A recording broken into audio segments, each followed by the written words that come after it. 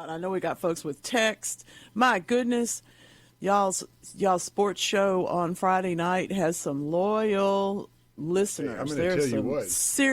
serious information in there. I love We had it. a good one. It was fun, and I was honestly, you always love seeing the listener participate and enjoy and give you information like they do on this show. Mm-hmm. Last night we had a good one, man. Let me tell you, there was a lot of good stuff coming in. So thank you for wonderful. tuning in, and thank you for participating. Well, and I have to tell you that I know I won't be the first person to ever say we should read texts out loud, but some of these are really great. Y'all got fired last night. We might have. I don't know.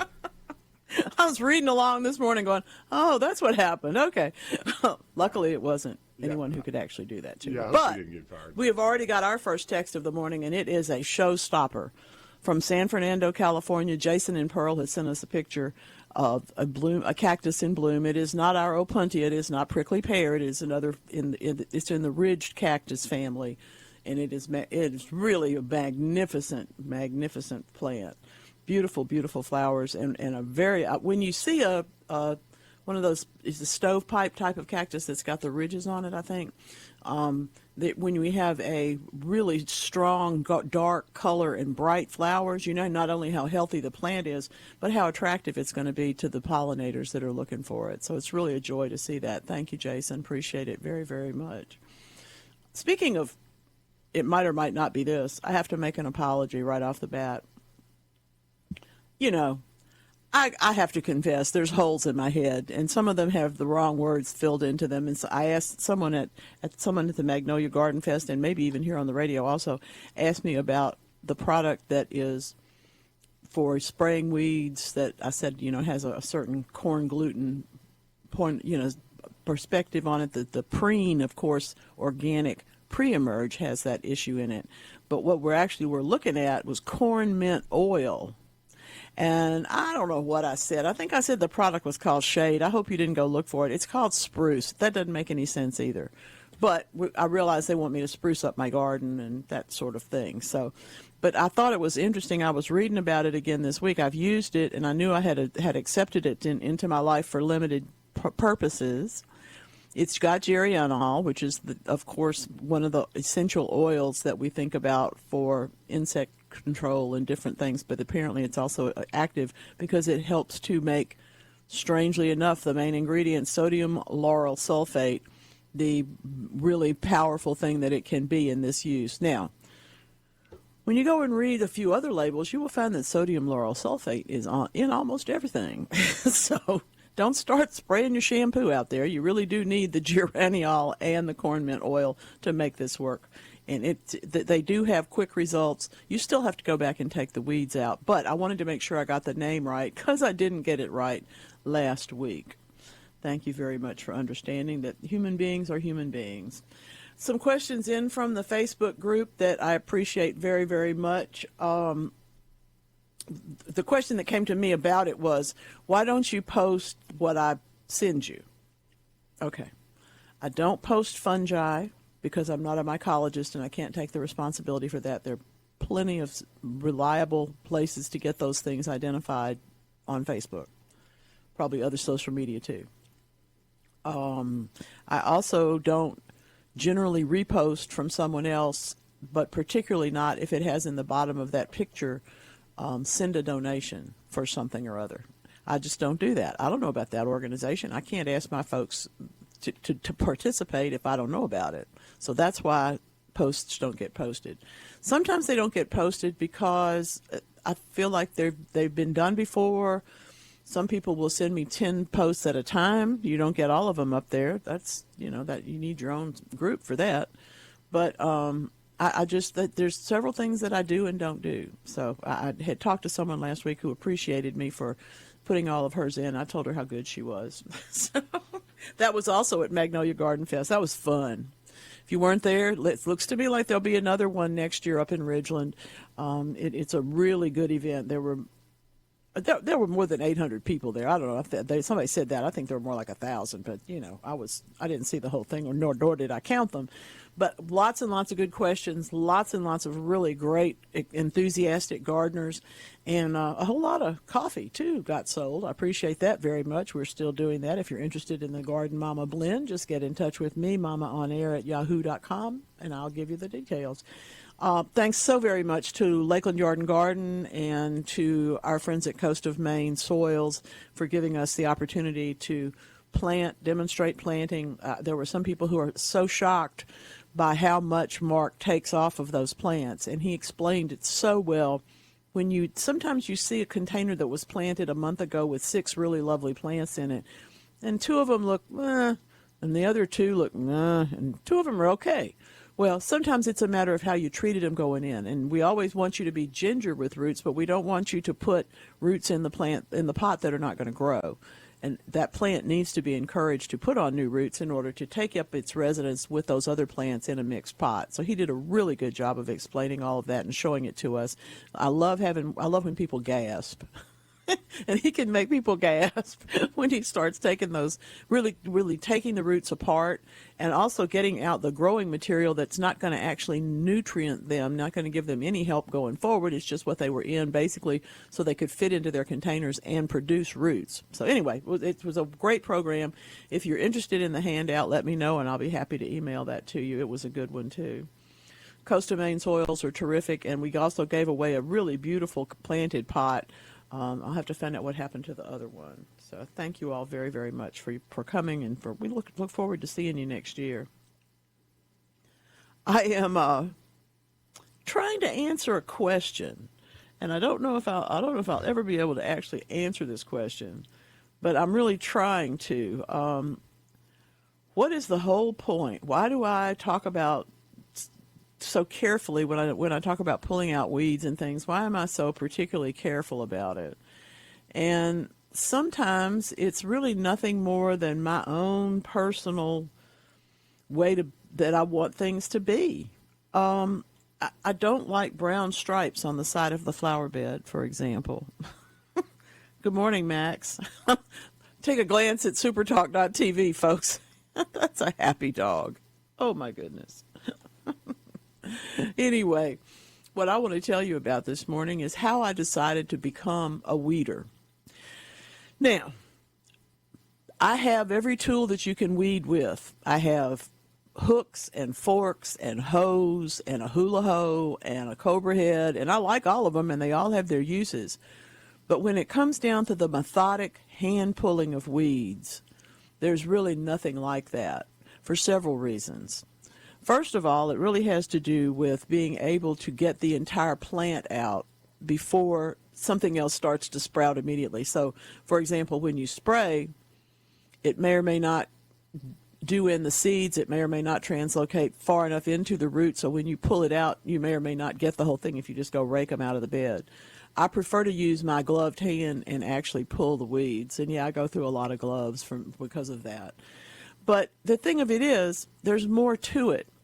For years, I have maintained a front garden at my house, many decades now. And I love that. It lets me not only be busy every day for a particular period of time, but it also lets me be both the watched and the watcher. I have been, people walk by, they talk to you sometimes, they'll tell you, "Ooh, that looks like tough work." You say, "Yes, it's backbreaking, but it's cheaper than the gym," or, whatever your banter is with people. But it also, it's particularly fun to watch who does speak, who waves, who doesn't say anything, who walks their dog appropriately, who doesn't. There are some people who do not. We do see y'all. But it's also fun when people just point and say, "Oh, look what she's doing." They think you can't hear them because you're in the front garden. So that's kind of fun, too. I especially like to weed early in the morning because you get to see your neighborhood wake up. And frankly, some people are just like Goofy in the cartoons. They jump up, jump into the car, drive off. They never see or acknowledge anything. Good thing they don't run into the trash cans. That's all you can say. But other people dawdle, walk their dogs, bring a cup of coffee, say hello. No one ever offers to help, you understand. but they might at least spend a moment or two talking to that crazy woman that's weeding in the front yard. I tend to believe that simple goals are very good, and clearing out a particular patch of weeds in a specific length of time is a very simple goal, and it's one that when I meet it, I feel better. My muscles are worked out. Maybe I'm ready to go do the next thing, like a radio show. Now I'm going to tell you the hard part, or the hard part for me to say out loud. Back when transcendental meditation was a thing, or became a thing, this would be in the 70s. I took a transcendental meditation class because everybody did, and I was interested in it. I was curious to see how this mindset was going to help, with my life, and I was aware that I lived in a fast-paced country and that perhaps something from another world could help me a little bit. But after a few episodes, a few sessions, I realized that that great sense of peace had come to me long before. I used to I'd play in the kitchen on the floor and watch my grandmother do the dishes, and she was absolutely in a meditative state. Her hands were doing what they needed to be doing in the same way that you might be, holding your fingers up above your knees or chanting Om or whatever you imagine it is that you do in transcendental meditation. There's many, many more choices. But I know that she was as separate from the world as she could possibly be at that moment. So I've always tried to do that. I love having a window over the sink to be able to look outside and see what's going on, washing dishes, preparing meals, doing cooking and whatnot. So I like that. I like that mind resting at the same time that your body is working. That's my version. That's what happens when I pull weeds. So I pull weeds because my garden needs it. Those weeds aren't going to pull themselves. But it's also necessary for my mental health. And actually, quite frankly, good mental health is good for all of us. So I suggest that you go out and pull some weeds. Even if you do all the other stuff, spend a little time and just pull some weeds. You'll be glad you did. Good morning, Paula from Dentville. I hope you're well today. Hope things are going in your direction and that you got all sorts of, I know you got good things to do because you always do, but you've been talking about wanting to grow carrots a couple of months ago, and we talked about that. It's time now. So get busy, get real busy. I love that there were some questions about which varieties to plant last week, and we did talk about Scarlet Nance and Chantenay. There are others, but what you're looking for is a carrot that's essentially 4 inches long, and that will do you. That will make it work out. That will fix that. There are so many things to do. You could rake and blow leaves right now and probably get all of your energy done, all of your cardio put in, because they are falling at a fast rate in many, many places. It's also, as I was saying in last week and also to a couple of people this week, it's really a great time to plant lettuce. Yes, I know it's still hot. In fact, my friend in North Carolina sent this morning that I have to pull up to tell you because I don't remember it exactly. It's a good one. September in North Carolina. We're in a drought. It's 97 degrees outside. Dollar Tree has Christmas, and there's a hurricane coming on Monday. So if you think your life's crazy, just wait a minute. I know, and North Carolina does not need any more. I'm not making light of the storm that's coming. I'm certainly not making light of what happened last year in North Carolina and still has, problems. Excuse me. But it's real important for us to keep things in perspective. It's going to be a rough week. We need to send them lots of good thoughts, prayers, and everything else that they need. Paula's going to grow those carrots in a raised bed. She's going to raise them in a raised bed, too. I could say that. I think that's what's the main thing that works for us in the Deep South. Our soils can be really, really thick and dense and wet one week, and the next week they can be almost like powder. And so for that reason, I really think it's important for us to understand that a raised bed where we can make a little bit of moderation to the native soil and give it a little bit better drainage, a little bit better, all of that, actually more nutrients too, it won't hurt. And the fact that the carrots can make their way into that every week, they don't have to be facing a wet week and then a dry week. The soil's going to be more the same when you build it yourself, or at least partly build it yourself. That's why when I talk about building a raised bed soil, I always want you to use some of the native soil, because the native soil has, for example, nutrients and minerals in it that are just right there that are available. And it's also something where we're not going to find that tiny of a particle necessarily, which really does help keep things in the moisture range that we're looking for, unless it doesn't. And that's why we also put the ameliorations or the amendments in it. I think it's important to know that. I like that. That's some of what Lance is going to be doing. We're going to talk about that later. He's recovering from. Oh, I feel good. It was really the hardest part was the pouring down rain with the industrial tiller. Yeah, I got about halfway done, and it's a good looking tiller, y'all. I got to tell you. Let me tell you, if you're going to run a tiller, go up. Get the big boy. Get the one that works harder than you do. Yeah, in the mud. Yeah, mud is a different story. Once it got to that, it was a little bit more precipitous. Plus, I had on like my rubber boots, the mid, shin ones, and they were actually full of water. So every time I walked, water would shoot up into my face almost. So you didn't video this for us? I really considered doing like a little video setup, because it was from the moment ago was get rid of the tree. Yeah. Then. And by the way, y'all, it's a tallow tree. Oh, yeah. Everybody says, don't cut down that tree. Cut down that tallow tree. Trust me. Ask any tree guy about it. Or, they'll tell you the same thing. Like, yeah, I've got 4,000 of them growing in a ditch back there. You don't need, exactly. 4,000 of them, because that's what it creates. It does. But got that out of there, and then condition the soil by tilling it and getting the roots and all, because it was compacted over years, and it's just time to do it. And knocked that out, got a lot more sun in there, had a great grass seed, put about half of that out, and got that all watered over the last few days. So it's been a labor of love, and I enjoy doing it. It's the second time I've done this. Last year we did it, but it was more of a seasonal. Give it a shot with that tree in the way still. Now you've got a clean slate. Now it's a clean slate, like a beautiful canvas, and it's going to be a beauty too. I leveled the yard better, did a lot more drainage prep and things of that nature to make it much more. I love that. Yeah, so it was, the heavy tooth rake, that gave me the biggest workout, pulling all those roots out and pushing that heavy dirt around. This is what TikTok is for. I want that video. I thought about it, but I'm like, it's probably going to be a comedy of errors. So, nah. Now, listen, y'all, we're talking about real-world gardening right here. This is the Garden Mama Show. Don't go anywhere. We'll be right back.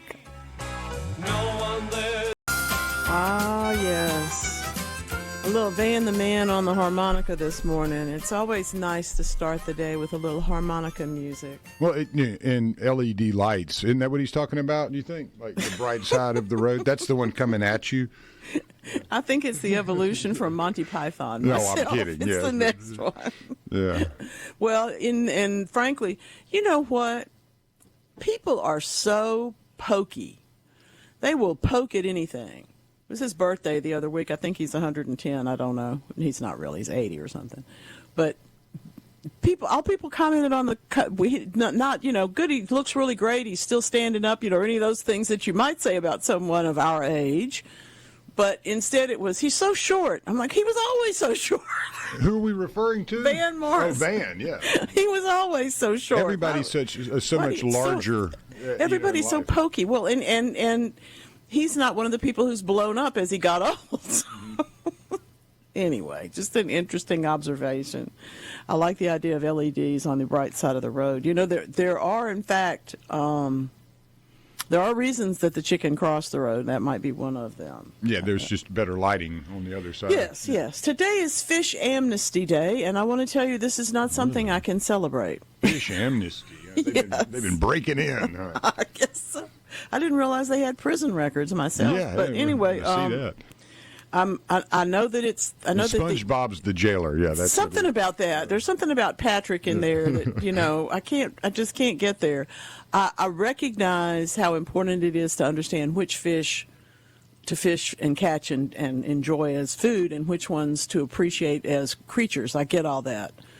But I just didn't, there's always a reason for something must have happened to give us Fish Amnesty Day, and I don't know what it was. I do know, however, that this is the first time I can remember the day of Morning Show Hosts Day falling on Saturday. So this is a very rarefied environment because there aren't that many morning show hosts. Is that like a deal so you can today. celebrate it, actually? I think it is. In fact, it says that if you are going to celebrate, you should basically do all the things that this audience does anyway all the time. Thank the host, tell them how smart they are, be nice, all those. I mean, I'm not about to ask you to do that because you already do all that. But I thought it was interesting that because September 27th, for some reason or other, is the day that they celebrate Morning Show Hosts Day, we get it on Saturday this year.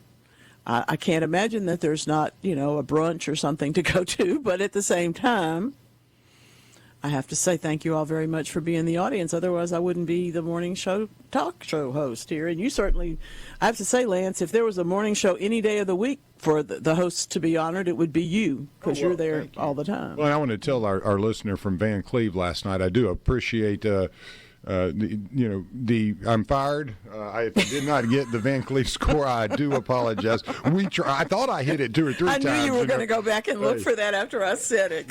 No. It's funny because we have a great coast segment, and so I thought I tried to hit all of them, but I might have missed one. There was, quite a few ball games last night. So, but hey, if I missed one, I apologize, guys. Thank y'all. We're so fortunate. There are a lot of places where people don't share anything in common. That they just go about their lives kind of, I think, in tunnels with their phones in their hand. And at least in our part of the world, we have the opportunity to appreciate and enjoy other people banging into each other playing football and baseball and basketball. Did you? Oh, my goodness. Baseball. If you haven't seen the highlights from the women's, the WNBA, they're moving toward the playoffs. Oh, my goodness. It's not only great basketball, it is great attitude. Woo! The attitude, yeah, definitely. They're serious. I haven't watched much of the WNBA. At this time of year, there's so much. You have baseball and your football's cranking up. Then you got high school football and junior college football and junior high football. And then, honestly, a lot of these kids, like my nephew didn't play football this year. He's focusing on baseball, so they're in a wooden bat league, and he's really blossomed too. He's gotten bigger and stronger, and the voice has dropped. And now he's Uncle Lance and hitting bombs everywhere, and so there's so much going on that it's almost like. And I know that the WNBA has a great product, especially during the playoffs. That's when basketball really starts popping. I don't care if it's NBA, NCAA, absolutely. or what. I can watch the last 2 minutes. Yeah, I love. That's my favorite. It's just flipping through like 2-minute intervals. It's like watching football. About halfway through the season, I get that way with football too. You kind of get. You get to the point where it's like, as you were saying, looking out the window while you're doing dishes. You almost get on autopilot. You have to. Yeah, you're like, all right, I'm just hitting so many things. There's only so much you can take in too, and you have to. At some point, your brain has to rest at least a little bit. I loved your point about your grandmother being, she was just out of mind almost doing the work. And it reminds me of being a pitcher and getting on the mound and all of this stuff's going on around you. You're playing football, being the quarterback, and you're kind of the center of attention, but you don't know it. You don't see it. It's you're doing a job and you're inside of that bubble, and you really don't hear anything. You hear what you want to hear, and being able. I learned at a young age having that ability to kind of tune things out. Maybe that's why I'm such a loner, because the quiet. I really like that. When chaos is rolling. I like trying to tame that. It's something inside of me that. There are many of us who find ourselves in the center of chaos and wonder where you are. Yeah, I like undo it all. That may be the problem I have in life is I kind of welcome that craziness a little bit and see, and I actually do enjoy it. I love, that was something that really hit when you were talking about that, because it reminded me of sitting there, and my mama would be sitting there shelling peas and having the deepest conversation with you and never looking down. You're doing one thing and nothing else is going on there. Yeah. It's all separated, and I think that's amazing. A healthy state. I really do.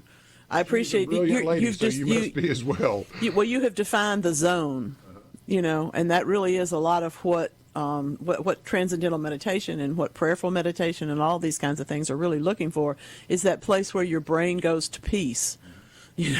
not pieces, but it goes into the peaceful state because it lets us have better perspective on everything else. Well, and that was getting out in the yard, having a bigger project. I have a couple other larger ones to do that will require a little bit of work, but it'll open up some areas, and I'll get to do and plant some new things and see a new side of the yard, which I love change in that way. I love seeing something from a different angle.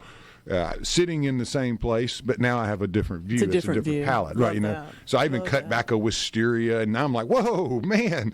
What happened over here? Oh man, this is amazing. So yeah, I mean, it's always fun to change things up a little bit. Well, and of course, like this is all new to you in the sense of doing it, and so if you're reclaiming a piece of your own property, or if you are actually moving into a new space, some of that's the most interesting part, because you look and you go, well, next week go back and look. Oh, look what came up. There's something else back here that I didn't know about. And we had all the dead pine trees that we had. An outfit came out several months ago because it was another landowner behind us. Our house kind of backs up to about several hundred acres of trees.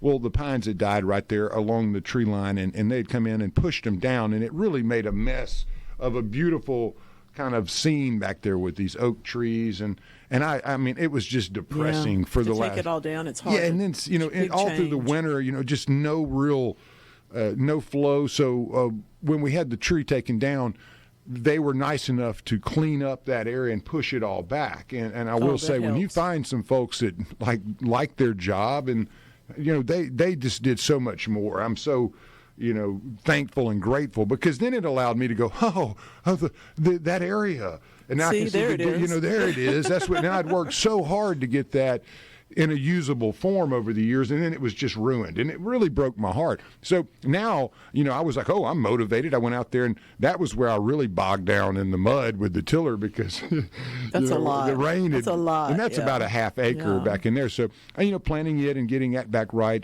it'll just all tie things back together again. As we speak, there are people deciding they're going to get you a GoPro for your head. If I would have had a GoPro, I would have done it. That was the one. I didn't want to sit the phone over there. Then it started pouring down rain, and I felt like, hey, this would be great TV, because people would laugh and cry, and I mean, it would be just like, I'm glad I'm not doing that. Exactly, we feel great empathy for you, but very little sympathy. Well, that's right. It would have been like, I'm glad I'm not in the middle of that. Well, speaking of empathy and sympathy, I got a great question into the Garden Mama. Basically, the same thing. This new area in the garden that had something else there, and all of this stuff came up. So when you said that, it made me think about that question. He says he shot the picture of it, did it for the searches and whatnot, and once again the app gave very conflicting information. Yeah, I know. I apologize. I worked on one for a long time, but anyway, they're not as good as people. The issue is the plant thrift. And so there had been this green carpet in this space for all that time, but he'd never seen flowers. And if that happens, sometimes it is a matter of just the sun's not enough there, or not long enough during the day to get to them to help them. It may not be nutrients, it may just be simple sunlight. So once everything was pulled out of there, sure enough, this year they bloomed. And he said there's something else told him it was some other plant. So what is thrift, and is this thrift? Well, it looked like it, because the one that we know in the South, it's another case where the common name just gets so confused. The common name that we know about it is creeping phlox. And there is also a sedum that we sometimes call creeping thrift. It's really not either one of those things. But there's another plant that's a little taller that looks a lot more like a cottage pink, and it's an armeria. So if the flowers are real close to the ground and completely cover that plant in the sunshine in the spring, then I'm going to go with Phlox subulata or creeping phlox. Otherwise, it might be armeria. I doubt it, but it might be armeria. This is a really good question. I've inherited a fig tree. I love this question. Do you like this? It's about 12 feet at its tallest. That tells me it has several branches, okay? It bears fruit, but I eat at the pace I pick. Good for you. I love exactly. that. I love that. People at Fig Newtons are very proud of you. This is real. That's right. This is actually not a difficult question. Enjoy it right now. If there's any dead wood in it, cut it out, get rid of it. But otherwise, enjoy it right now. And when it gets to be January, you're going to want to take a little bit. It's 12 feet tall. You're going to want to take 2 feet off the top and an equivalent amount to make the shape of the tree still be open, you're going to go and give yourself the opportunity to shorten those branches. Then you're going to get underneath that fig and pull out whatever's growing underneath it, whether it's grasses or other weeds or maybe little fig trees, there's no telling. Get all that out of there and begin fertilizing the tree with a fruit tree food or a balanced formula, nitrogen, phosphorus, potassium. But you need to give it a little bit of everything. You don't want to just put on compost or just add a manure, for example, because that's too much nitrogen. You got a good tree. We just need to make it a little better tree so it can make more fruit. Make it squattier. Probably. That yes, one I had, I inherited that one that, and again, obviously it was delicious because my dog ate the whole tree. But it was about 5 feet tall, and it seemed to be laugh. Well. And it was, I'd inherited it. It was underneath a canopy of oaks. Yeah, it had never really taken off. But as I got it, it really seemed to enjoy itself in the new setting, and I was so proud to have it. And then, see you later. I came home one day, and alligator mouth had sawed it in half. But in that range of, say, it was about 4, 5, 6 feet. What is the healthiest range to keep a fig if you want it to produce figs? I remember my mamals, they were planted in the ground bushes, and they never were more than about 6, 7 feet tall. But man, they would pump out tons of figs. And and some is a variety based difference, but mostly it's that you prune it because you want to get more figs than the birds. Okay. So you're trying to keep it so that you have sunlight coming all the way into the plants. You're looking at an open vase kind of arrangement. You want side branches, and you want them to have the opportunity. You can leave the central leader, but you don't want it to dominate the entire tree. Yeah, this was more of like and again, it was, I remember she had 2 of them, and she had so many figs, but they had grown so that they were real, squatty and short, but extremely full. And they were limiting each other in that case. Sometimes you'll see, not in this part of the country necessarily, but a little further into the west, you'll see where fig has been cultivated into a hedge. And it's like that. It may be so, right, okay. It's kept shorter and kept denser. And part of that's just because that's the way things grow. I thought it was because Mamaw just didn't want to have to get on the step ladder to get through. There is also that. There's definitely that. I learned how to use a pole pruner, the ones that you use and crank out and get longer and taller to prune the fig tree. Yeah. My grandfather taught me how to do that because, as he said, he didn't want Grandma up there climbing up on a ladder, but he also didn't want the birds to get all the figs. So that was part of that. Yeah, and the martins. My papa was a huge martin fan. Had gourds everywhere, so they were right there close to the figs. So just one more word on figs for those of you who, like me, are not as crazy about them as we probably should be. Freeze them and grate them. They make great sugar. We'll be right back. I do think that's going to be the next playlist that I put out. It's going to be the road one. Either they mention road or it's perfect for driving, and this one's just ideal. You could go across the country with this and about 3 other songs. You got Dave Dudley. Don't ever forget about old Dave. That's right. 6 Days on the Road. That's right. Classic. Rodney Crowell, Leaving Louisiana in the Broad Daylight. There's some really wonderful road songs. Anyway, we talk about that all the time. Jesus Just Left Chicago. Yeah. It's just... down to Mississippi. Some of them are intended for 70 miles an hour, but others were pushing it anyway. So let's go ahead and go 80. Well, wasn't that the speed limit back in the day? Back in the day in Texas, there was no speed limit. Good luck to y'all. Hold on tight. It's true. Oh, dear. Here's a problem. I love texts. Y'all send me the greatest texts. Thank you very much. Please send me many more. I can't tell you how this tickles me. I can just see your house. I have a bed next to my brick house that's full of banana plants. Oops. What's the best way to eliminate them and then replant the bed, and what else, to plant there? Well, here's the deal. If you know somebody that wants bananas, tell them to come dig them up. And I'm serious about that. You might be able to put a card on the bulletin board at church. You might be able to tell a couple of gardeners that you know, because people that love banana plants are always looking for more of them.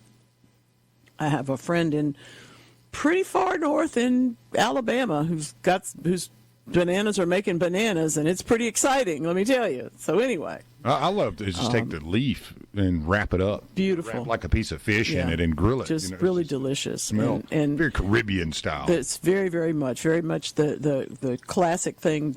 We don't, just as we were talking last week about the pumpkins, people didn't even eat the flesh. They ate the seeds, but they also used the pumpkin shell itself for a vessel, to pick things up, to hold things, to carry them. So we think that same way about banana plants. We use them to wrap up stuff and carry it around. You've even seen clothes made out of them in some cultures. So it's a pretty cool plant. When it's not where you want it, though, no matter what the plant is, it becomes a weed. So I'm going to suggest a couple of things. First of all, I don't know exactly where you live. You're in the 601, so it might be that it's going to they freeze there. I hope they do. If they don't, you're going to have to cut them down, and you may want to do that anyway, to just start cutting them down, literally advertise, y'all come get these banana plants because it's a plant that other people might want. There's not going to be an herbicide, in my opinion, that will destroy the clump of bananas. When you take the leaves all down, you still got that big clump in the ground. So I'm going to say that you may be able to use some herbicide to knock them down, but you're not going to get them out of the ground without a shovel or a pitchfork or several people doing it. So physically remove them, cut them down first, and physically remove them. Then, because obviously if it's a crowded bed, you're going to want to come in and do a little bit of work on the soil, just depending on if it's got enough sunlight to grow bananas and, to a crowded situation. There's probably almost anything you could grow there. You might want to decide on a tree that would be about that same size. You might decide on some shrubs. Kind of depends on what you want that area to have. On the other hand, since it's right next to the house, you may not want to put a tree there or even a shrub. You may want to use that as a place to put a raised bed and grow a few vegetables or some cut flowers. Perennial bed, the space could be used for anything. So send me some more details about that space, and I'll be happy to help you with that. But it's a sad thing when you have to get rid of a plant, but bananas are hard to get rid of. So I understand the struggle. Guess what? Another one of these, what was that I just saw in that yard? What was that? Y'all read about white hummingbirds this week up there, I know, but in Texas, I didn't know this existed. They didn't know it existed, but they'd had visions of it. They'd had pictures, and some people said they had seen it but couldn't get a picture. And what is this bird? Turns out it's a new bird. It's a cross, a natural hybrid between a green jay and a blue jay, and it's really pretty. This is a separation of millions of years, literally, of evolution. They don't ordinarily, they have not in previous centuries lived in the same place. So the hybridization of these two birds was not likely or possible to happen. And a backyard birder's discovery really led to this. Again, the citizen scientists saying, what is that? And in this case, it's a brand new bird. I don't know the name of it. They didn't give that to me. This was just a little piece, a little blurb to say that it had been identified as a different species, a hybrid species. So that's pretty cool. If you think about it, that's pretty cool. There are some other things going on in this world. Speaking of North Carolina and the issues they're facing right now, they have discovered some really interesting facts that we need to be aware of. Everybody wants to talk about the changes in that 5-degree difference and the moving of the zones and all that with the changes in our climate. But what next? What's the implication of all of that? So how do we get, for example, the microbes in the soil, which already do release some carbon dioxide, how do we get them to work better? And heating alone, soil microbes do not just release more CO2 because of the rising temperatures, but extra food and nutrients, and we can get them to really get to work. So this is an interesting process that they're working on in higher temperatures combined with more added carbon, specifically nitrogen and phosphorus, led to higher carbon dioxide levels released from the soil. So that's what they're trying to do, to put the puzzle pieces together of how all this works so they can better advise you and me and farmers and people who take care of the wildlife. But it's also another reason to understand that you need to fertilize. When you do fertilize, you need to fertilize wisely. You need to think about what you're doing and do it specifically rather than just because the bag was sitting on the shelf. And I'm guilty. When I have some fertilizer left from something, I'll go use it on something else. But I would rather that we didn't do that.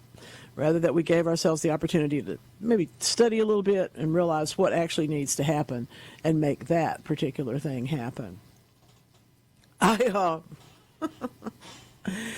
After discovering that it was Fish Amnesty Day, I suddenly wanted, some ahi and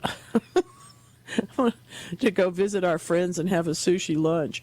But no, I just got a text from somebody. Fish amnesty means that for those people who don't understand that some fish are overfished, this is your opportunity, Nellie, she says, to teach people about overfishing. No, it's not. It's not my job. But on the other hand, sure, if the fish is disappearing, then we need to pay attention. But you need to pay attention to all the fish populations that you are personally consuming and that are getting lots of attention around the world, because a loss in the chain is a loss in the chain. It's not something we want to happen. It's not something we want to encourage. But I'm not going to celebrate fish amnesty, I promise. Today is, however, something else I will celebrate, and that is National Scarf Day. Now, what in the world is National Scarf Day? Does that mean you have to eat really fast? Does it mean, no, it's about the uses of scarves.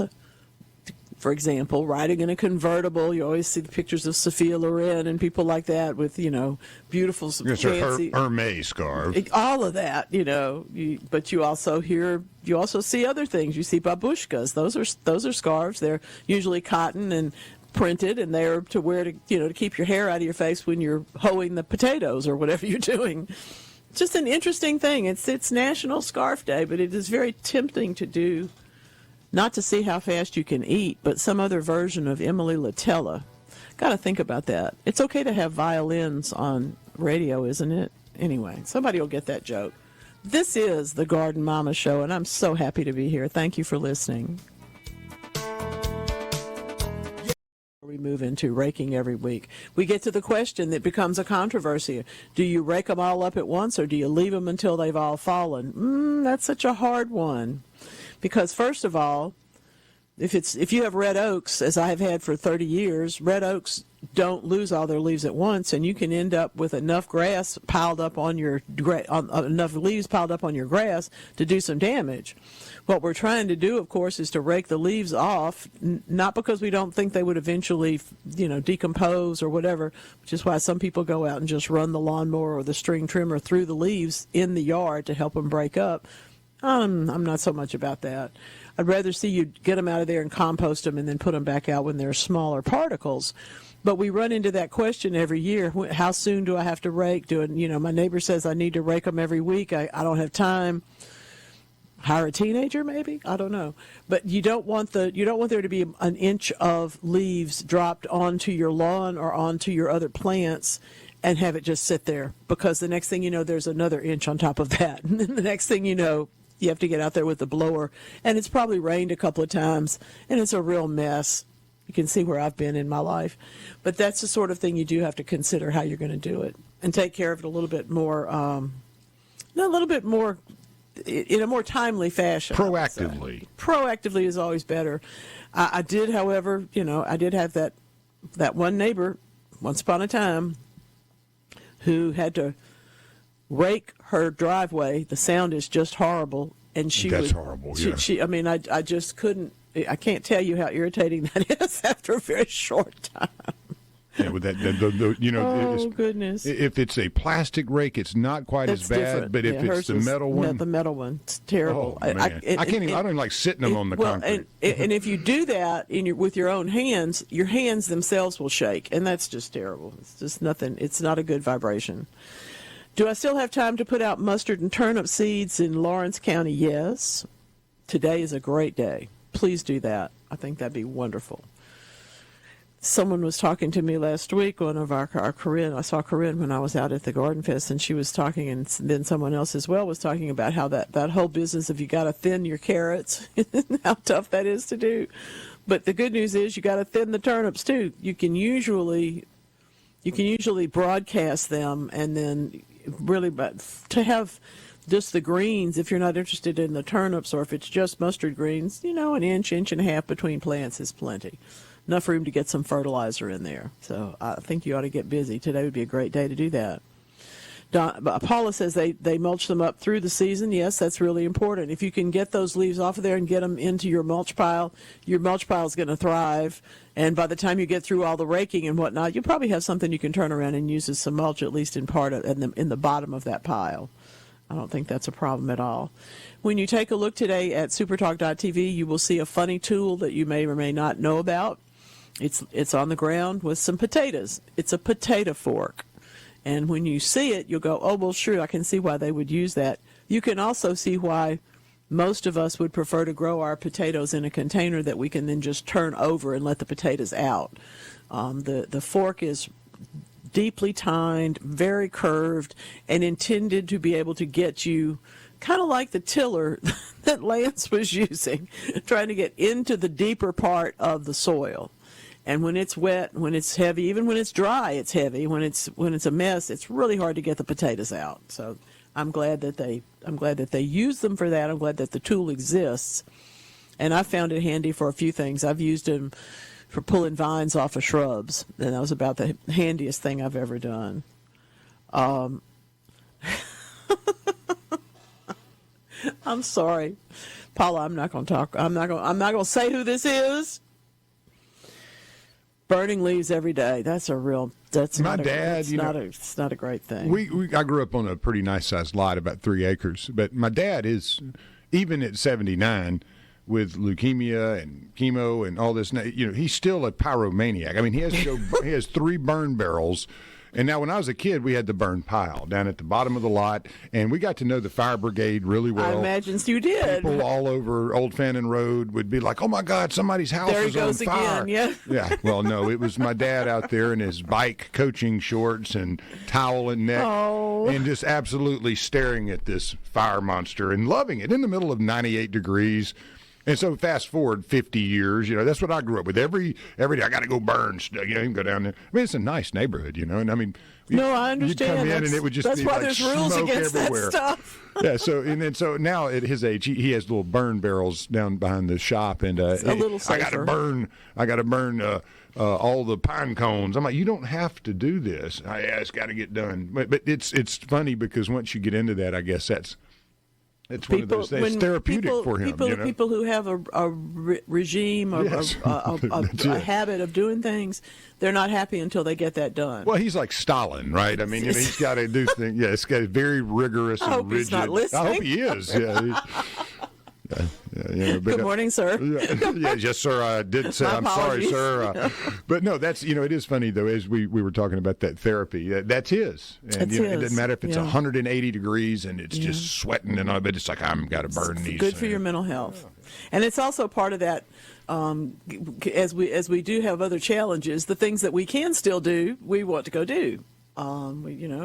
If I can throw 1 bale of hay where I used to throw 5, I'll throw 1. If I can mow the front yard but not the whole back 5 acres, I'll mow the front yard. I did that. That's a lot of the motion that we try to do is just to keep moving. And that's really good for you. It's fun too because most of the neighborhood got to know us because we lived on the road that everybody had to, they got to know you because of your dad being the guy that burns right there by the. I mean, it was funny. So, your dad's that guy. Yeah, that's my dad. The one. Yeah, that's the one. That's yes. him. Well, and Paula says, that's that lady lives next door to her. She's out there now burning. Now, here's the deal. Why am I saying don't do it? The compost is a lot more valuable. I recognize I have had a burn pile. I have had permission from the fire department. I've had all of these things all my life because it's important to be able to burn some stuff. But I had a neighbor who didn't pay attention to and the people that worked for him would then bring other stuff and burn it there.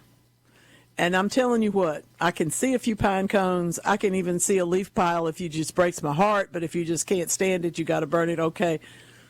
But building materials and household garbage and all those kinds of things do not belong in a residential neighborhood in a burn pile. They just don't.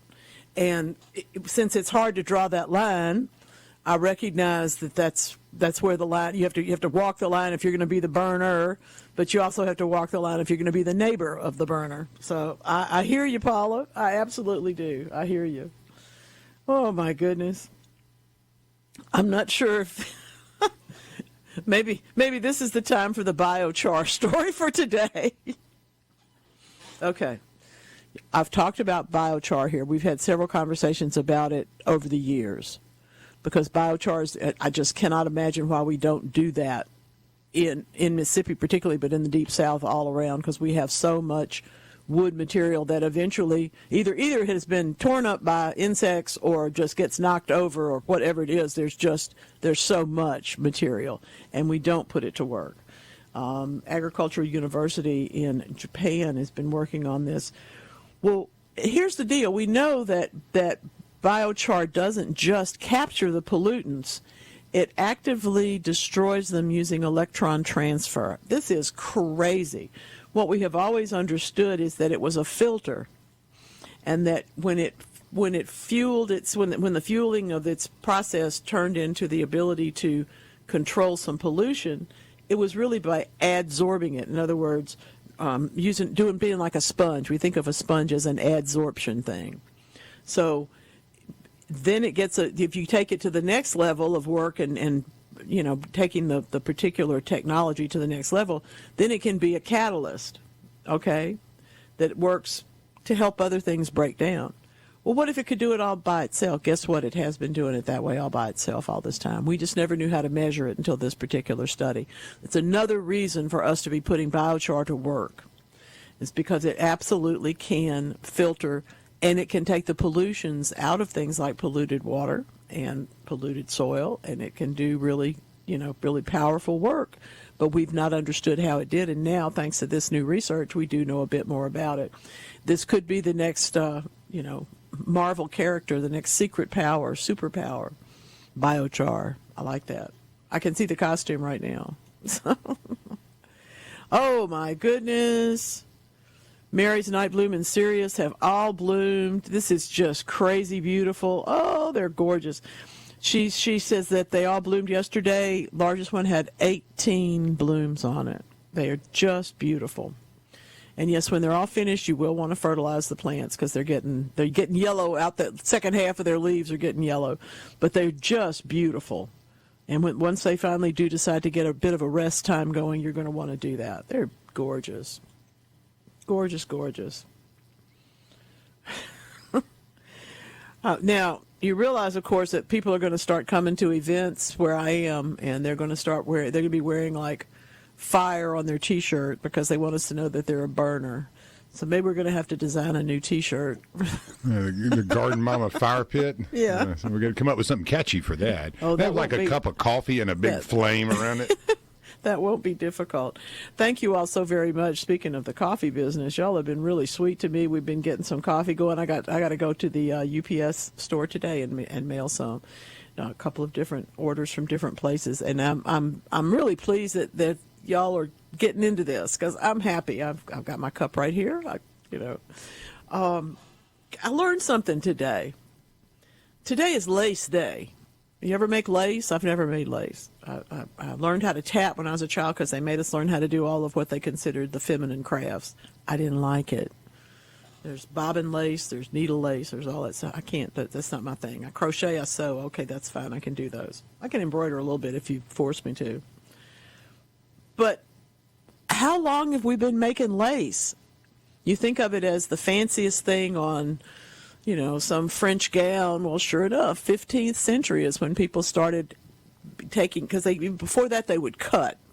And you may have seen fabrics or seen pieces of art where the fabric has been cut out around things and it makes a nice collar, or it makes a different design. That's kind of cool. But there were also some other, they did netting. They would make things, but lace came out of all of that, okay? Guess what else was invented in the 15th century? You want to take a stab at that, Lance? No. I'm kind of amazed. I had no idea. Well, I knew the printing press, okay. But when there's a printing press, you would figure that it wouldn't be too long, and indeed it was the same century that the first public library came along. Well, I guess if we print the books, we got to put them somewhere. So, okay, let's do that. You'd have thought that there was like clay tablets somebody would have made presses stacked with. up. Yeah, well, they were private. No, you're right. Yes, they weren't public. That was made for the elite. Yeah, you had to be in the group that was allowed to do that. But then it got to be more egalitarian because the printing press would work for everybody. So that's how we ended up with public libraries. The piano, of course, everybody who does chords knows that's a 15th century thing. It didn't sound like it does today, but it did come around at that point. Golf was invented in the 15th century. People have been wanting to get outside and, do something about being away from the stresses of the day forever, since the 15th century. What do you think they were thinking, though, when golf? I mean, I have my own thoughts. Yeah. There's a rotten apple over here. Yeah, let's exactly. see how far we can fling it. Golf ball was we've been really throwing them, so now let's hit it. They said, look, let's tie a piece of metal on the bottom of this stick. See? And we got this soft apple. Yeah, it's going to be great. Let's see if you can hit that bird's nest over there. Or see something. if you can get it over then that it turned hill. into a game. See? The next thing you know, you got a new game. Well, you got to have whiskey and gambling for it to be official, and I'm sure that in 1500s that was. I think that was probably two requirements at least to have the time and a little bit of the imbibing to give yourself the opportunity to do those things. I really am happy to tell you, too, that eyeglasses were also invented in the 15th century, which might be why they could see the bird's nest in the tree. That's a good point, yeah. To start being able to throw something at it, No. I wondered where those birds came from. Well, and the coup de grace is that coffee houses and the discussion of the making coffee in public places and the discussing of issues and the, I guess, trading of tips and one thing and another came about in the 15th century. So when you participate with me with the Garden Mama Brew, we're having coffee just like they've been doing for centuries. I think that's really fascinating. I always talk about the coffee house culture of the 60s and 70s and how instrumental that was in my world, because it was the first time I'd ever been anywhere where you could just sit down and literally talk as long as you wanted to. And with the caffeine, well, you can talk it helps, while, you know. As a quiet person, it was nice to find some place where that was safe to do. Oh, now, Paula, I'm going to be so jealous. Her aunt can make lace. Ugh. I can't. Just beautiful. Lovely, lovely. It's a beautiful talent. It's one that I do not share, I have to admit. Oh, my goodness. I can't even make a decent buttonhole, I'll admit. I do love buttons, and I will make a buttonhole, but it's not a great one. For the things invented in the 15th century that we're still doing today. How about that? You know, there are so many cool things about being a gardener. One's about the animals that we have that are in our gardens. I've had a kitty cat in here in the studio with me this morning who's fascinated. She hasn't been allowed into this studio before, but she heard that Hawk had been in the studio with you, so she was. Yeah, he was really wanting to come see you this morning, but pretty I was like, determined. It's going to be a long day today. Yeah. You don't want to hang out all day. Do you want to talk about that? Yeah. Now, hey, whose football game would you be running this afternoon? Well, I got two. Same schedule as last week. We had State is the 3:15 kickoff. Ole Miss is 2:30 airtime for Ole Miss on our network, 12:30. So I'll be here until whenever Dixon comes on in and be busy. But two big games today, and I know we have a lot of folks in Mississippi that are in. I was going to say there are a lot of people for going to visit that went to school where I went to school, and it's going to be. It took y'all about 10 or 15 years to let me go, that I had gone to LSU, to let me be okay. And still somebody last Saturday said, did you go to Mississippi State with all, because there was a bunch of Mississippi State people at the event last weekend. I said, no, but they let me in. Yeah. they love you, They let me come and visit. It's a big weekend. You got Southern Miss in town in Hattiesburg. Popping. You got Hattiesburg. Yeah. So you got Starkville and Oxford. That's a fun bunch, by the way. Man. I have a couple of friends that go to those games. Hey, the baseball games in Hattiesburg, at the Eagles Nest, you get out there in right field, boy, they have a great time. There's a great crowd of people. I hadn't been to a football game down there in years, but my dad and my grandfather played football there, so I've got a lot of ties to Southern Miss, but I'd love to get back to a game down there. All right, we'll put that one on the list. Now, you can meet me halfway. You're pretty close. I was going to say, I don't think we'll have any trouble getting a table there. We can manage that. Hey, listen, we have to step aside. I heard that rumor coming in here, but we got so much else to do. Thank you for your texts. I'll answer a couple more of them as we get by. And you know what?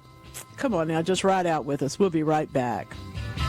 Paula was not kidding. Her aunt makes magnificent lacy dress. That is so, so sweet. My goodness. Beautiful work. I cannot do it, but I greatly admire it. There are a lot of things like that in this world, but this is gorgeous. Really beautiful one. Everybody, when I was learning to do things, they taught me how to smock, and I'm really not very good at it anymore. But that's another thing that's so pretty on children's clothes that is a lost art in some cases. Anyway, this is gardening is not a lost art. Gardening is more popular every year, and that's one of the reasons why it so tickles me when I'm out at an event like last week. I used to watch you. I used to listen to you and didn't watch you. I used to listen to you when my mother was home, this or that, when my grandmother was this or that. And I'm happy to tell folks that, guess what? You're on YouTube. You can watch me all the time. You can watch me as much as you want. You can take me in your pocket. You can download it. It's just SuperTalk at YouTube. It's just so much fun. It's a really great opportunity to be on these platforms. And I thank y'all for really going over there. Every time one of my own feed, when things pop up in my feed, I'm still tickled. So you know that I'm not jaded about it. Oh my goodness. Speaking of learning how to do things like this, that's another place where YouTube is so helpful. I'm relearning how to sew a set-in sleeve, which I do know how to do, but there's some better ways to do it than the ones than how I learned. I'm tickled. Can run that video back, slow it down, look at it over and over again, and I've never found a teacher that would be quite that available to me, so I appreciate that. It's a good idea. Something to do. What do you do? I have a couple of different questions this morning. What about what to plant? Can I plant this from seed? Should I plant this from plants? Let me just run through a few things that you can plant right now, and frankly, you should, okay? Because this is the best time. When we're talking about overwintering annuals, for example, flowers, all right? You're looking at the host of things. You're looking at everything from foxglove and calendula to pansies and violas and snapdragons. There's just a host of things. There's so many things that in the South we wouldn't get to see them in bloom if we didn't grow them over the winter because it's too hot in the summer and frankly too hot sometimes in the spring. That's why we have to kind of go a different way. That's why we plant, for example, sweet pea flowers at Thanksgiving, but we may end up planting them again if it gets cold. Most of the time folks are planting them all through the fall though now. It's really an interesting change in people's habits. Nobody recommended it. It's just what people tell me they're doing, so I'm paying attention. It's also time, though, if you haven't got your parsley in, I said this to a couple of people last week. I had 4 parsley plants. 2 of them I ate, and 2 of them were eaten by the butterflies, so that's great. All right, time to plant more parsley. It's a great thing to do, important to have during the wintertime, and really the best time for it to be growing. The entire cole crop family. Now, what does that mean? You can plant everything in that group, everything mustards, collards, turnips, broccoli, kohlrabi, Brussels sprouts, cabbages. Okay, all that whole family of plants, broccoli rabe, whichever one in that group you want to grow, they are all related to each other, and they all grow better with cool weather. Some of them are longer to produce. For example, if you put in a plant today of cauliflower and a plant of cabbage and a plant of Brussels sprouts, you would be getting the cabbage before you would be getting the cauliflower or the Brussels sprouts. So you kind of have to plan your menus, plan your harvest, plan your timing based on how long it takes these things to actually produce some vegetables for you. I always want you to grow something you can't go just pick up. If plain green broccoli is your favorite, organic or plain or whatever you like, there's so many people growing that. You may or may not want to grow that. There's a lot of people growing Brussels sprouts, but you'll be surprised at how much better the ones you grow are. Same is true of broccoli, but broccoli you can get pretty close. I will tell you that with kohlrabi, because if you're eating kohlrabi from a grocery store, it probably was rolled here from some other far place. Go to the farmer's market, look for those things fresh, or grow them yourself. Kohlrabi is another thing that I really think is just delicious, and we don't eat enough. But because of that, it's not very popular in the mainstream of markets. I like Napa cabbage, or Chinese cabbage as it is called, because I can grow smaller heads. I don't know if you've ever gone to purchase that, but you purchase a head that's as big around as your calf. You know, it's a gigantic head of cabbage because they're easy to grow and they get large and they make a nice bounty. But you can also grow them smaller, and frankly, they're more useful to you in a smaller form, unless you have lots and lots of people to feed. And frankly, it's not a main dish kind of cabbage.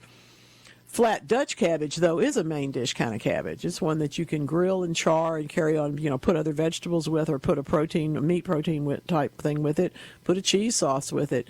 It's going to be a much stronger tasting and much greener cabbage than some of the ones that you might run into. You can't buy it all the time. You'll run into it here or there, but you don't see it as often as you just see the big round heads, because that's more commonly grown. Don't forget, it's also time to still plant those radishes and plant those beets. It's time to plant those carrots. And if you don't have a well-drained soil, work on that first. Okay, work on that first. We're also following the differences in the potato fork from the pitchfork and the spading fork. Yes, they are all different. The pitchfork is designed to get into a bale of hay. It's very, very sharp, has very small tines, and it can be poked in and lifted out. Usually, though, a spading fork, or what will be called a flower fork, has a wider, I find it really useful, has a wider tine, and it's really useful for things like lifting up a perennial clump, because it has a little bit more surface area to get under there and lift some dirt with it. They're all handy tools, but sometimes you may be like me, you may inherit more tools than you actually purchase, and as a result, you may not know what they all are. Mike, oh my goodness, Mike's cats are taking us up today. They're so cute. You got a really nice family there, Mike. They're pretty. These are white cats with gold tails and gold ears, or gray tails and gray ears. They're very pretty. And I know they help you in the garden, because they're very helpful creatures. They really are. We get a lot more use out of them than we think. I don't think we've ever had this before. If we have, I haven't read about it, and these particular scientists haven't either. No, the University of Tokyo study letting us know that it could have happened before, but nobody's reported it, so we're going to report it now. Plants evolve, we get that, but they evolve in most part to gather their pollinators, to lure somebody in to do the job of moving the pollen around. They'll provide wonderful nectar that is enticing. They'll provide colors. They'll provide, indeed, scents.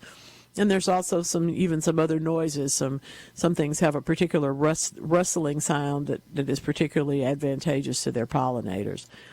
In this particular case, though, just like if you walk past a bakery and, I don't know, you smell the croissants, you're going to have to go in, right?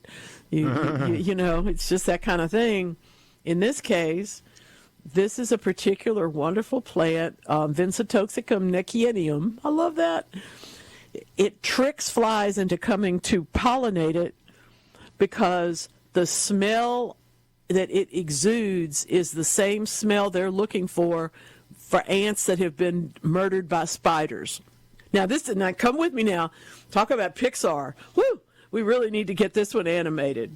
I love this. The flies were clustering around a flower, and the scientist said, "Why is this? This doesn't make any sense." But then by pulling the things out and understanding the smell of the flower and what the flies were ordinarily attracted to, he was able to understand ant odor mimicry, which we've never reported before. How cool is that? I really think that it tells us another. We've always known that there were leaves and plants that looked like insects to surprise them and to attract them. There are others that look oppositely so that they can't be, they won't be seen. Mimicry in the natural world is not unusual, and we hear about it all the time. But we had never heard of a flower wanting to be pollinated so much by these particular flies that it would cause its flowers to smell like the ants that they're looking for, who, by the way, were killed by spiders. Okay? I mean, it's just bizarre. I love this. Oh, goodness. Oh dear, this is a crepe myrtle that looks like it has got some serious insect problems in Saltillo. Good morning, Ike. It's good to hear from you. I'm going to say that the leaves are going to all fall out. Okay, they're all going to fall out. You're going to get them out of the garden. And at that point, you're going to want to begin spraying this tree to control the insects that will come back next year, because the leaves are already sooty molded. The insects are there, but the leaves are just about to fall off. You can tell that. So as they fall off, be sure you rake them up and get them out of there, and then it'll be time for the cleanup sprays, which you can do with oil in the wintertime, and then you'll probably want to come back in the springtime and use something that is particularly for the insects, probably aphids feeding in the top of the tree. Okay. You mentioned the bakery. I just wanted to. I did go by and get a chocolate croissant and a ham and cheese croissant in my honor. Yes, and I took home the Amerigo Bolognese too for dinner tonight. So my goodness, you've been planning ahead there. I like it. I did that. I did. I planned a little ahead, and I was hoping that you would make some kind of cameo, but you were not my traveling partner yesterday, so I had to do it all solo. But I did.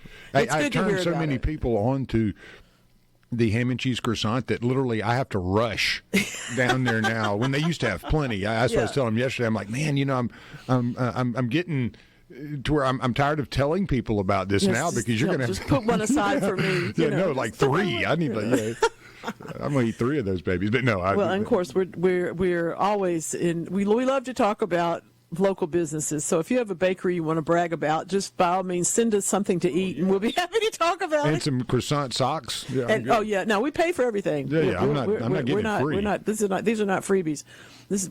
We would accept bribes, but there aren't any. So there's no reason to bribe us. There's no reason to bribe us. We'll pay for it. I can hear Guillermo's ears burning right now. That's great. Thanks, Ike. Glad that'll help you out some with that particular crepe myrtle problem. The tomcat has brought in 6 moles in the last 2 days. Oh, my goodness. But you're planting deer plots, so you've been active. You've been out there, and the tomcat just wants a part of it, I'm sure. When you have moles, though, that are a big enough problem, it is possible that they will decide to move because your tomcat has discouraged them so well. But it's also possible that you're going to have to do something about that. So let me know if you do, and if I know how big the space is and all those kind of things, I can help with it a little bit more. But I do like a hard-working tomcat. Definitely. I absolutely do. Butterscotch is on one. Last night, I gave him extra attention, and I can tell he's on the hunt now. He's always protecting me from squirrels and rabbits. So there's something going on in the weather. He was so fired up. So, yeah, I'm with you. I love a hardworking tomcat, and I think I'm about to start having some gifts. They come in waves. I think you will have. Yeah. I was going to ask you if anything had happened yet, because that newly cleared area is generally a pretty good hunting ground for them. Yeah, he's a little confused. Both of them, both my males are a little confused at what's going on back there, but they have been really adventuring out and looking. So I'm thinking we're about to get some goodies. Well, they like better weather too. Yeah, they love it. We have an indoor cat who's overseeing everything with the outdoor cats here, so it's a very serious situation. She has comments, she gives them notes. It's terrible. She's Corinne, the teacher. She is. Corinne, good questions. Is now the time to divide guara? You certainly can divide guara. She's in zone 8. That would be fine to do. It's the time to prune sweet olive. I'm more in favor of pruning sweet olive after that big February flowering, the winter flowering, whenever that happens. Usually it's February.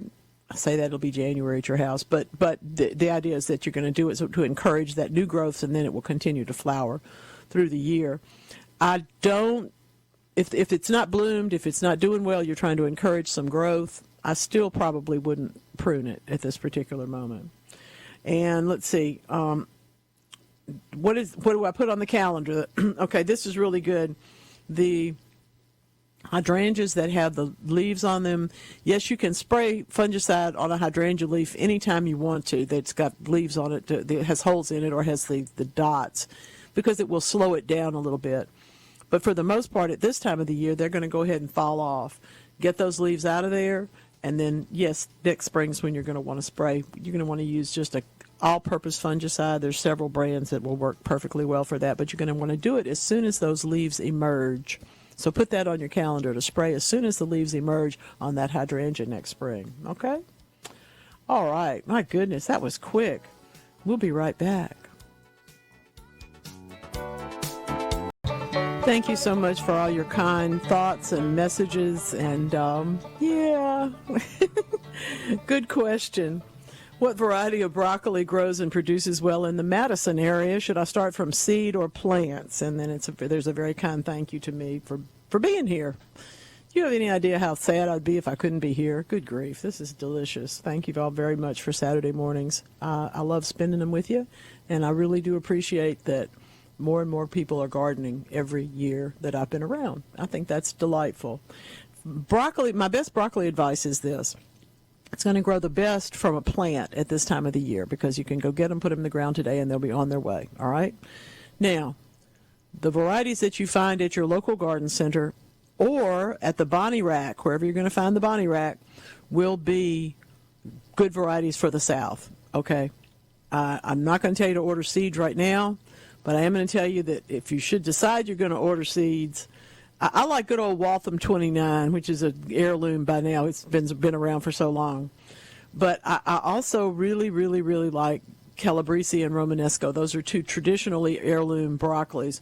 They're a little pickier, and you have to. They really don't like hot weather. You know, that's why we grow them in the fall. But there are some that are actually have been chosen for both their early maturing as well as their heat resistance, though. And that's if you go to shop for varieties either to plant now or to plant in the springtime, in the winter rather, for the spring crop. But give yourself an opportunity to try some of the ones that are more heat resistant. Than we find Imperial sometimes around here and Gypsy, but you may not find all those other ones.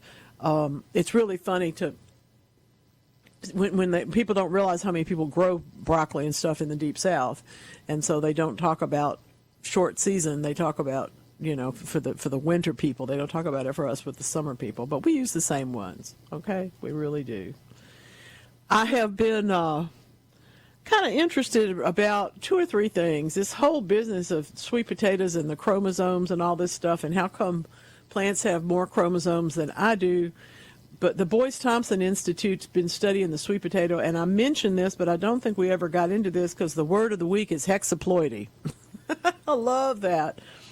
This is the only reason that there's one set of chromosomes from your mama and one set of chromosomes from your papa. Okay, in the case of a sweet potato, they have 6 sets. That's why it's hexaploid. And it's not diploid, it's not monoploid, it's hexaploid. So if you've never learned those, you're not going to take up the metric system, but you might want to go back and learn what those things mean because hexa is really fun. That's a good one. There's so many things. If you can imagine trying to put together the information that makes me, me, or that makes you, you, and then you think I've got to turn that and triple the effort from 2 sets to 6 sets to understand the sweet potato, you can see why we have so many different sweet potatoes, so many varieties, and also, frankly, so many different points of view about sweet potatoes all the way around. It's just an interesting thing. I really love trying to figure out their genetic code. They've said is kind of like shuffling encyclopedia pages together, which I love that image. I don't know if I would ever understand anything that I got out of it, but it is kind of a nifty, spiffy image just to hold on to. And again, this the populations of the remote island of Ninoshima took out everything. And as a result, we get to study evolution by what comes back and when it comes back and how it comes back. Do the seeds blow in?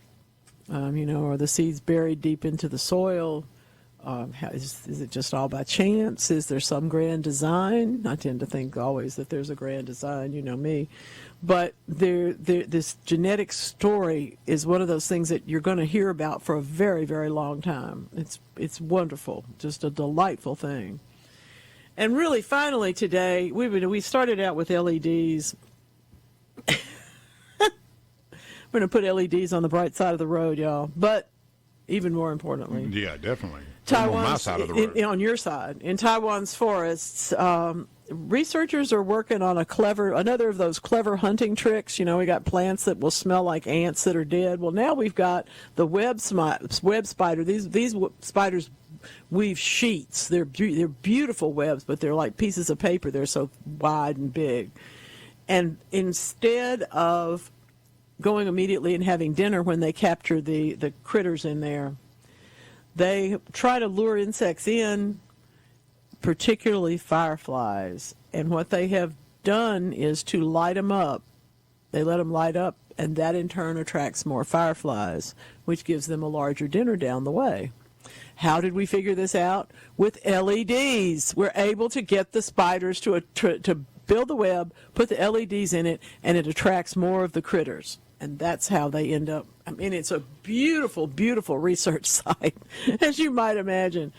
But the webs lit with firefly-like signals, you know, the ones they're testing, attracted up to 10 times more of the prey, more of the critters that the spiders were actually interested in. You can imagine the spiders were pretty happy about all this.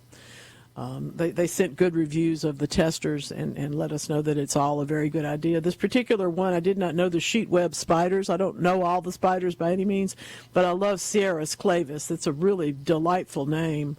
And the spiders allow the fireflies to glow in the web, just like we allow them to glow in the trees. Frankly, our aims are a little purer because the spiders are still looking for dinner. But by letting that happen, they get more fireflies, and other insects as well are attracted then to the fireflies. Wow, what do you think about that? That's really crazy, isn't it? But I love the idea of testing all these things with LEDs because, well, there's got to be a bright side of the road someplace. You know it's true. You know it's full true. Circle this. I mean, you did a great job tying it back in from pulling it all the way back around. I did forget one tip I needed to give you today, though, folks. As you were bringing your plants into the house and they are all overgrown and they're too big for the winter to spend the whole winter in your house, take cuttings.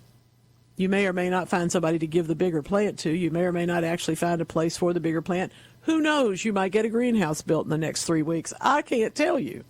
But take some cuttings. I did put in a picture today of cuttings rooting in jars because I feel like that's kind of how we all sort of start a lot of things. Not the mother-in-law's tongue. We had that discussion last week. Oh, let's don't talk bad about the mother-in-laws this weekend. Come on. No, we need to root those in something a little more substantial because, after all, they are very substantial people. We are. What's the best part about being a mother-in-law? The best part about being a mother-in-law is that undoubtedly somebody likes you more than they like somebody else. Okay, mother-in-laws all get talked about. But there has to be a pecking order, so to speak. So I'm going for that. I'm hanging on to that. Oh, I forgot to tell him. I forgot the person that was going to grow some more broccoli. I forgot to tell you about Romanesco. I hope there's time for me to do this. I'm going to say it anyway. This is the fractal broccoli. So if you want to order some seeds and have a plant that will absolutely be front yard pretty and make all your neighbors crazy because they won't know what it is and will give you a conversation piece at any dinner party, Romanesco is the one to grow. I don't know if we can grow it from seed in Zone 8, certainly not in Zone 7 this year, but you can get the seeds and get it ready for next spring. I think that would be a really good way to go, really smart. And on that particular tip, I'm going to go out of here. I'm going to be wishing for that chocolate croissant, but I know it's in my future, so I'm happy about that. Y'all, I have only one more thing to say. Go Tigers.